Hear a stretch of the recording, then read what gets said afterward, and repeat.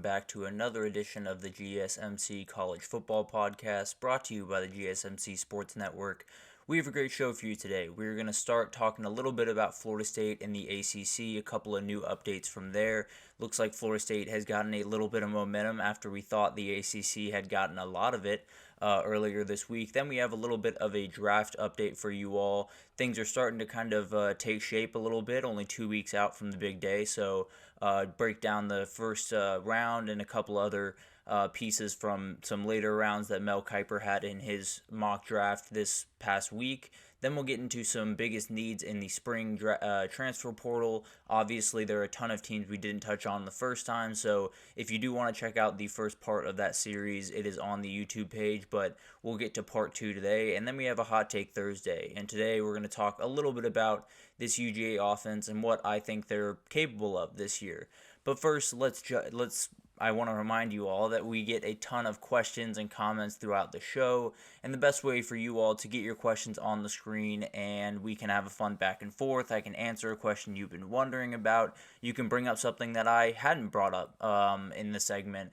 You can use the tip and donation link at the bottom of the screen, gsmcpodcast.net. It's a huge help not only to us here at the network, but to you all. You get to have a fun kind of interactive experience here instead of kind of just getting talked at by me all day. But definitely, if you want to use that, it's gsmcpodcast.net. But let's jump right in. There has been a huge amount of news around the Florida State ACC battle recently. As we know, Florida State and the ACC have had competing cases in either of their states for quite some time now. Ever since the end of last year, really, was when Florida State initially filed their lawsuit and ACC followed suit by countersuing. So all of this thing has been kind of unfolding over the last couple of months, and it's been a little bit stagnant over the last, month or so. There hasn't been a ton of big-time news. Obviously, Clemson joining the fray.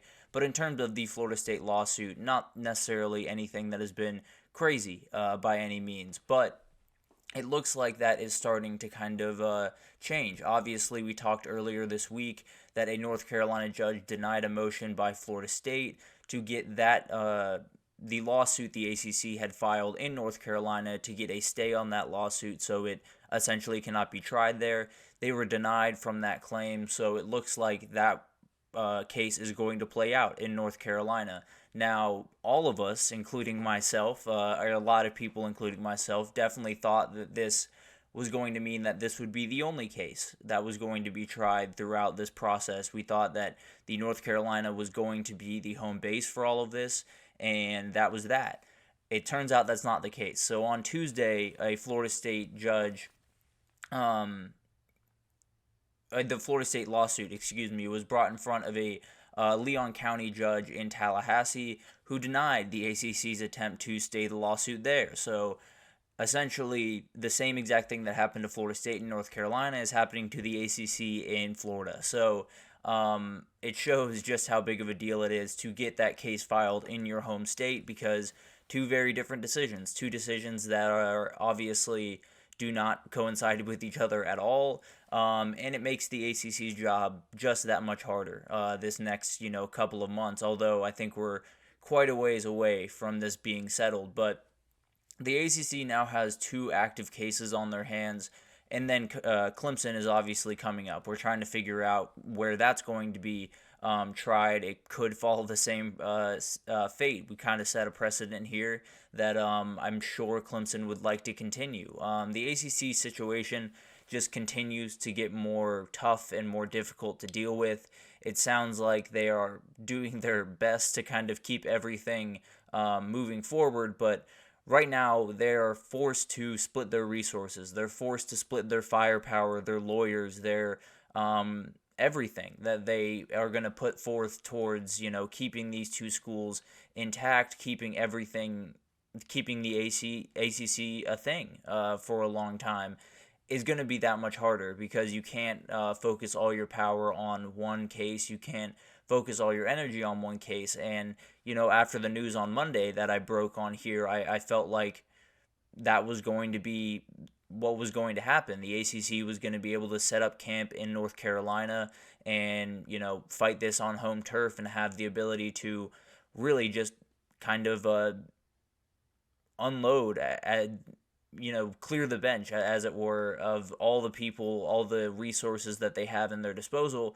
Now it gets a little bit more difficult. Obviously, you have to have people in Tallahassee, you have to have people in North Carolina as well. So this thing just became a lot more complicated with this, and I think the biggest complication of all of this is what happens if both of these cases have different results. We've already seen that these motions have been denied by the separate entities on two different occasions. And so now, what happens if the Florida case comes in favor of Florida State and the North Carolina case comes in favor of the ACC? I really don't know. I got to be totally honest with you. I'm not sure if we would be right back in this position. I'm not sure if Florida State would have a leg to stand on.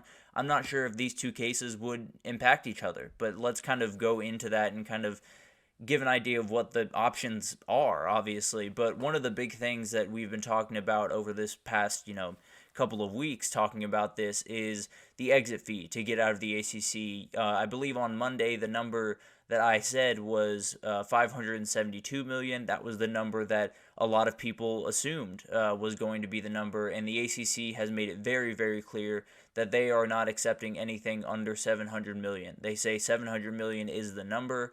As of today, at least, that is the number. Obviously, that will drop as the media deal starts to kind of continue on its way, and that number starts to slowly fall. But at the end of the day, the ACC is looking for a big-time payout. There's no two ways about that. It doesn't look like they're in any interest to negotiate that, at least right now. Obviously, a lot of this stuff can change very, very quickly. But the reality is $700 million is just not something FSU is going to give up. It's not something that they'll likely even come to the table for, because it just doesn't make sense. It doesn't make financial sense for, 10 different reasons. Obviously, never giving up $700 million is not necessarily something an athletic department wants to do, but also you in the ACC, there is a clause in those agreements that you are not allowed to negotiate with other conferences until you are fully out of the ACC. So until that number is paid, until, paperwork is filed, everything is in order, they no longer, they can't, reach out to the SEC. They can't reach out to the Big Ten. They can't receive calls from those two. So that makes it even more complicated, because it's not only that you're writing a massive check that they probably wouldn't write anyway, to be totally honest with you, but you're writing a check that you're not 100% confident you're going to get back at the pace that you might assume you're going to get back, right? There's this idea that Florida State would just waltz into the Big Ten or the SEC. I've said before, I think it would be the Big Ten, but there's some thought that that would just happen, and they would be able to jump in on the media rights and have no problem. But as we've seen, a lot of the schools that have moved, particularly a couple of the ones that happened a little bit more out of desperation than actual necessity or actual building up, like the SEC building up with Texas and OU. These were a little bit different, but some have had to take substantially less in the media deals for the first couple of years. SMU, I believe, is foregoing that in the ACC for about a decade. So it's remarkable what these schools will do to get into these conferences, and Florida State literally could not do that. If they were to join another conference, especially after giving up $700 million from their pockets, they would not be in a position where they could let a couple of years go by the wayside when it comes to media rights deals. They could not be in a position where they are making anything less than any other school in their conference, because they need to pay back that $700 million somehow, and it's got to happen fairly quickly. But at the end of the day, there's almost no chance that Florida State comes to the table with a $700 million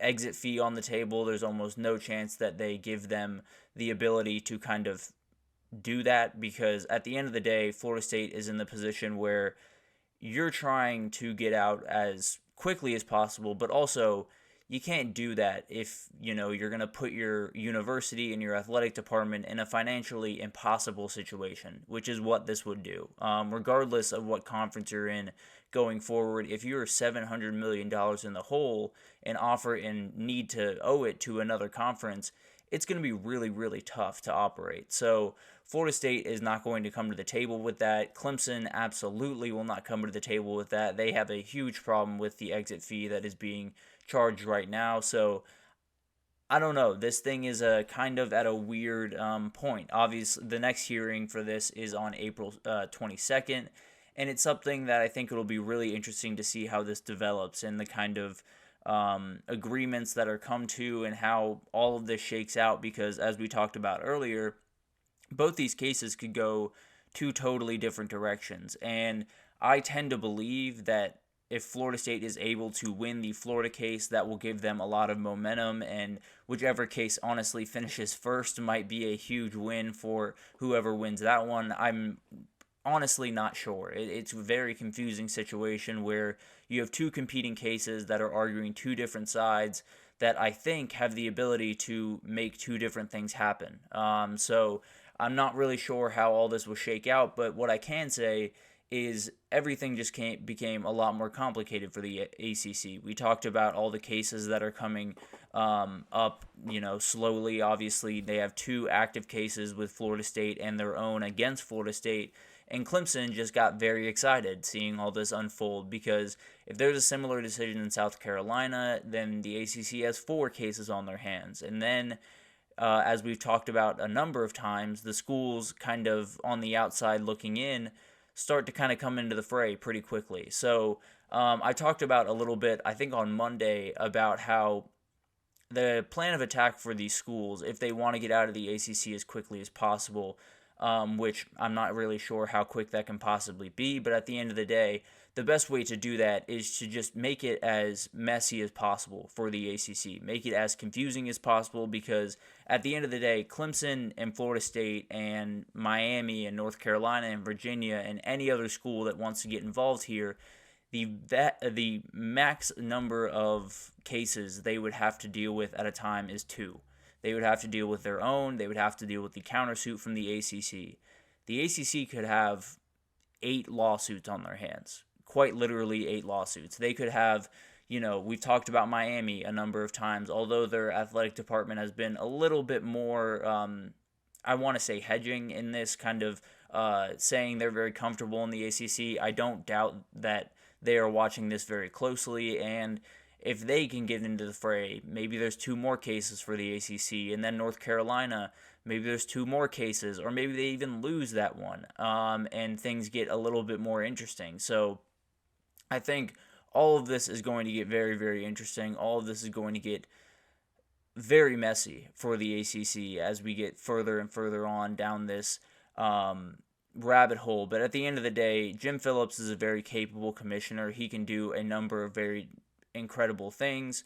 But at the end of the day, there's no way that the ACC can come out of this feeling super great. They're not in necessarily the position to really jump off the page. They're not in a position to hold a lot of power right now, but they just got to kick this can down the road. They really do. They absolutely have to elongate this as much as possible, hopefully kind of win the battle if they can in some of these cases, and just kind of continue on, and hopefully you can backfill with some teams as all of this kind of goes down.